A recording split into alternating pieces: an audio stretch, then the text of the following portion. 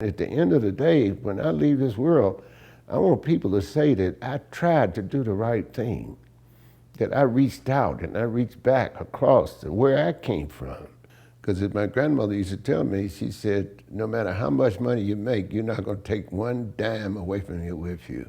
So you may as well do as much good as you can while you're here.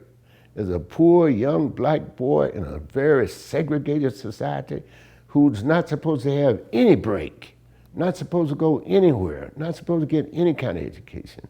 In my first job, I ended up as a policeman. I was a black policeman, and a black policeman back in the 50s faced with all kinds of stuff, from your own people, from the white people, from black people, from everybody. But I saw that as a job that was a great opportunity to reach out in the community, to make people's lives better, to make them feel better about themselves and their community. And then I did enough good on that job where they recruited me to be a federal agent. That worked out. I moved to New York, and I was hugely successful there.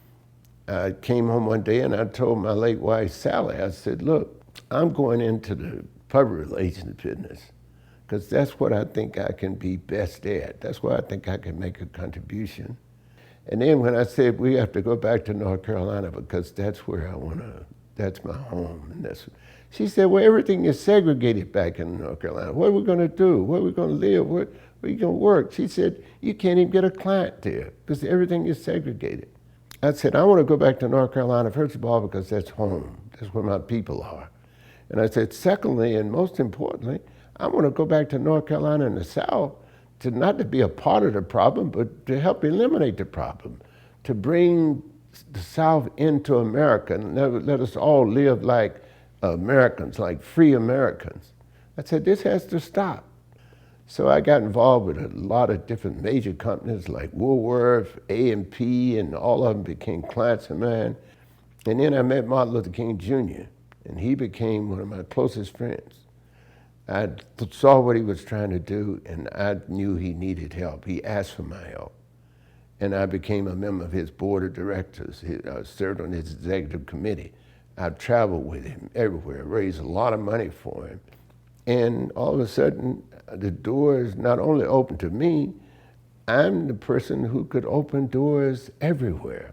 It's something that we have to work on all the time, and that's our relationships. You know, relationships are everything. I've been on mountaintops everywhere in the world, dealing with all kinds of people. And I continue to do that, and tend to try to make something good happen out of everything. I didn't ask to go to the White House.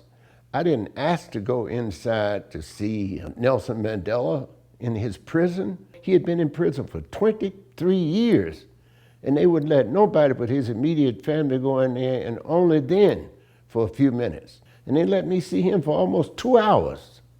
And he told me everything it would take to make peace in South Africa. And then I used that. I put it in a memo form, and I sent it to the White House. I sent it to the Afrikaners. I sent it to the ANC, to Mrs. Mandela. I sent it to everybody. So everybody would know that Nelson Mandela wanted peace. I sent some books to Malawi, and the books were sent there. They were taken there by the UPS organization. I mean, one of their executives called me and he said, you know, I'm thinking about following those books to Malawi to see what happens there. And I said, that would be a great thing for you. That's what he did. When he came back about 4 or 5 days later, he called me from New York and he says, you know, I gotta come and see you. They came up here and revamped the warehouse. It was like a complete metamorphosis.